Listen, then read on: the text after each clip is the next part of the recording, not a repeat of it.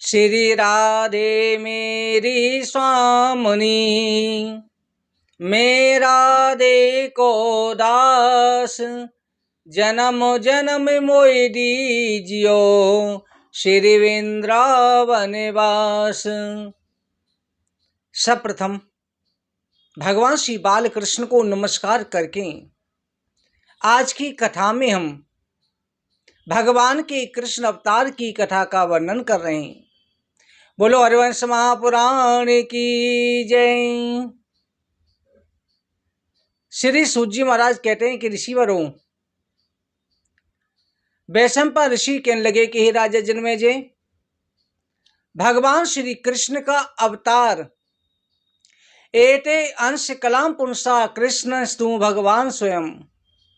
भगवान के अवतार जितने भी हुए हैं सभी अंश कला अवतार हुए हैं, और ये अवतार भगवान का संपूर्ण 16 कड़ा संपूर्ण अवतार हैं।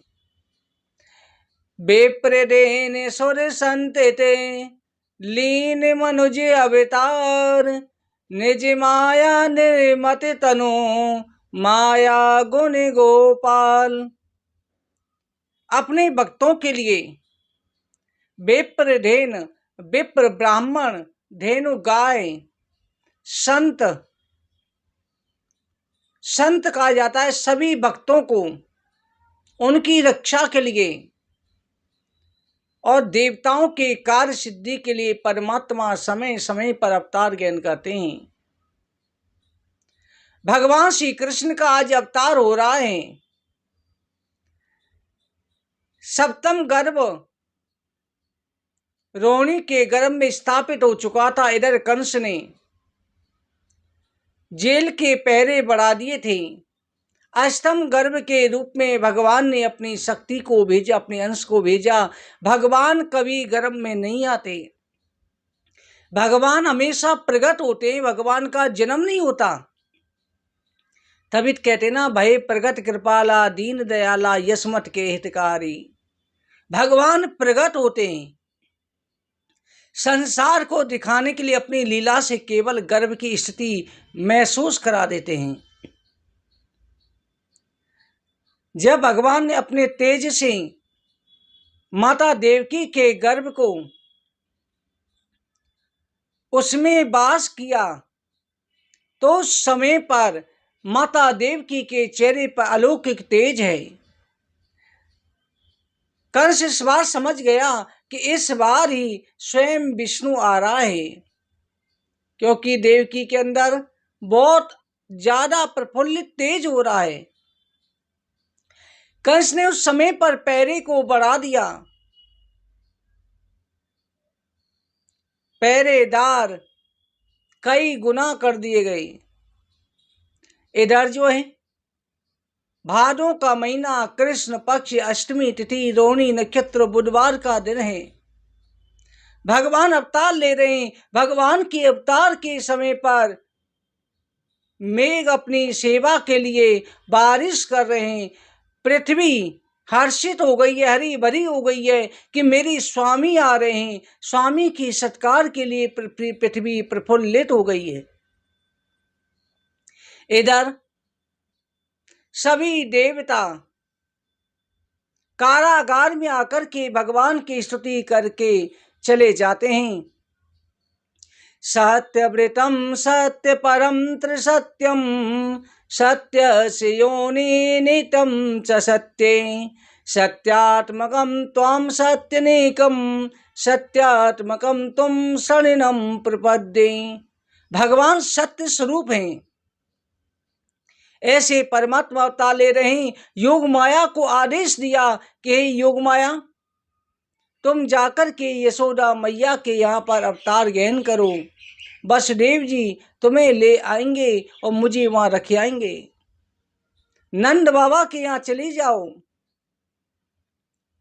तुम्हारे अनेकों नाम होंगे, लोग तुम्हारी अनेकों नाम से पूजा करेंगे। योग माया भगवान की आज्ञा से यशोदा मैया के यहाँ पर प्रकट होती हैं।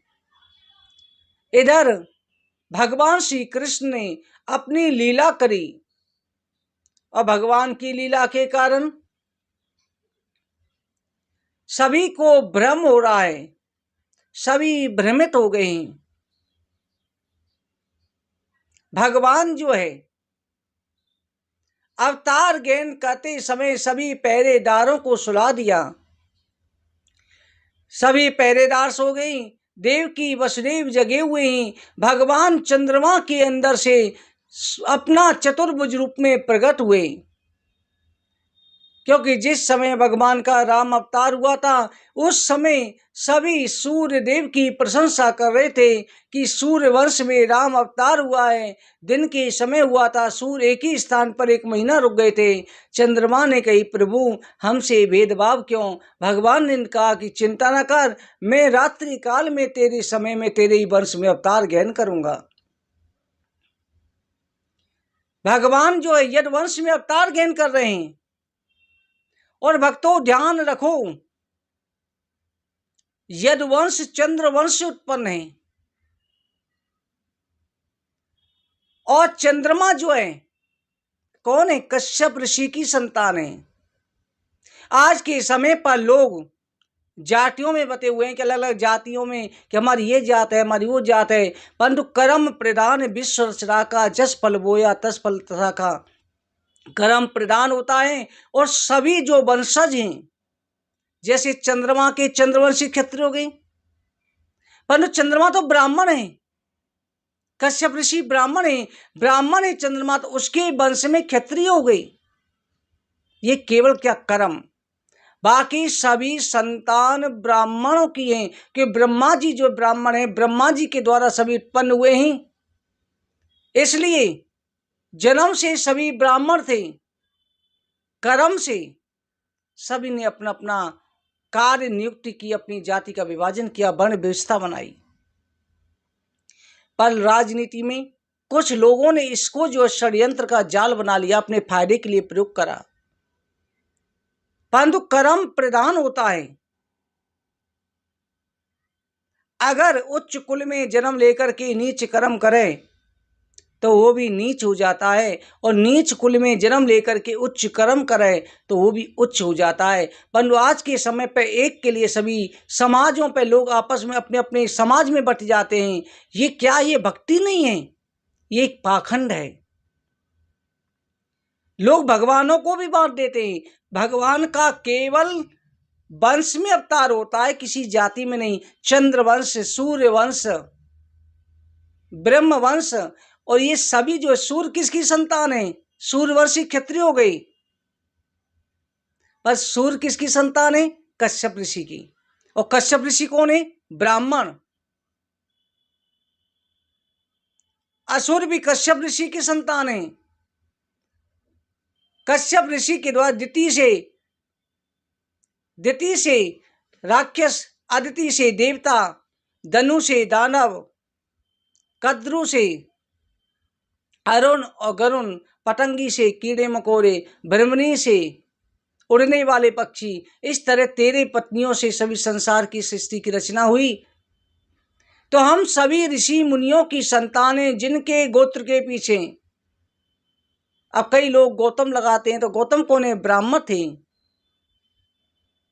ये केवल संसार का, केवल आप सच्चे मन से भक्ति करो, परमात्मा की भक्ति करते रहो, भक्ति करो। और जो भक्ति करता है वो सिया राम में सब जग जानी, करऊं प्रणाम जोर जुग पानी। सभी में अपने परमात्मा को देखता है, हर जीव में परमात्मा को देखता है, हर व्यक्ति में परमात्मा को देखता है। भक्त कभी अपना पराया नहीं देखते, सब में ब्रह्म को देखते हैं। भगवान को कहाँ ढूंढा जाता है? खोज डाला सारा जहां, कुछ पता तेरा नहीं, जब पता तेरा लगा अब पता मेरा नहीं। भक्त और भगवान एक हो जाते हैं। संसार में परमात्मा के अलावा कुछ भी नजर नहीं आता, यहां तक कि उनकी दृष्टि से सर्प का विष भी अमृत बन जाता है। सुखदेव जी ने तभी तो कहा था कि राजन चिंता ना करो, मेरे सामने तक्षक आ जाएगा ना, उसका विष भी अमृत बन जाएगा। क्योंकि सुखदेव जी सभी के अंदर अपने राधा कृष्ण को देखते हैं। भगवान का अवतार हो रहा है। आप भगवान जो है चतुर्भुज रूप में प्रकट हुए, देवकी वसुदेव को दर्शन दिए, उनको पुनर्जन्म याद कराया कि पिछले जन्म में तुमने मुझसे जो है मेरे अवतार के लिए, मेरे द्वारा की गई लीलाओं के चित्र देखने के लिए वरदान मांगा था। अब मैं तुम्हारा पुत्र होकर के आ रहा हूं। मैं 12 वर्ष तक यशोदा मैया और नंद बाबा के यहाँ रहूंगा, उसके बाद मैं आपके पास आऊंगा। पिताजी, आपकी सेवा करूंगा, मुझे आप जो है नंदगाम गोकुल पहुंचा देना। देवकी वसुदेव ने स्तुति करी, कहा कि प्रभु आपने बड़ी कृपा करी। हे ब्राह्मणों के आराध्य देव, हे यदुकुल शिरोमणि, आप अवतार ले रहे हैं, आपको बारंबार नमस्कार है। भगवान की स्तुति करी, भगवान बड़े प्रसन्न हुए, कहा कि आप जो है मुझे पहुंचा देना, आपकी स्मृति इस समय तुरंत नष्ट हो जाएगी। भगवान जो है बाल रूप में प्रकट हो गए। भगवान बाल रूप में प्रकट हुए हैं, बंसी हाथ में ले रखी है, अपने पैर का अंगूठा चूस रहे हैं। भगवान जो है प्रकट हुए, उसी समय एक टोकरी प्रकट हो गई। वसुदेव जी ने टोकरी में रख लिया। सभी देवता स्वागत कर रहे हैं, आप भी स्वागत करें। स्वागतम कृष्ण शरणागतम कृष्ण, स्वागतम कृष्ण शरणागतम कृष्ण, स्वागतम सुस्वागतम शरणागतम कृष्ण, स्वागतम कृष्ण शरणागतम कृष्ण। भक्तों, वसुदेव देव की जो है भगवान कृष्ण को ले जाना चाह रहे हैं। उस समय पर वो ध्यान कर रहे हैं, हाथों की हथकड़ी, पैरों की बीड़ियां खुल जाती हैं। इधर जो है सभी पहरेदार सो गए। भगवान के गोकुल गमन की कथा अगले अध्याय में वर्णन करेंगे। आज की भगवान कृष्ण के अवतार की कथा श्रवण करने से निश्चित रूप से संतान प्राप्ति की इच्छा पूरी होती है और भगवान की कृपा हमेशा परिवार में बनी रहती है। बोलो हरवंश महापुराण की जय।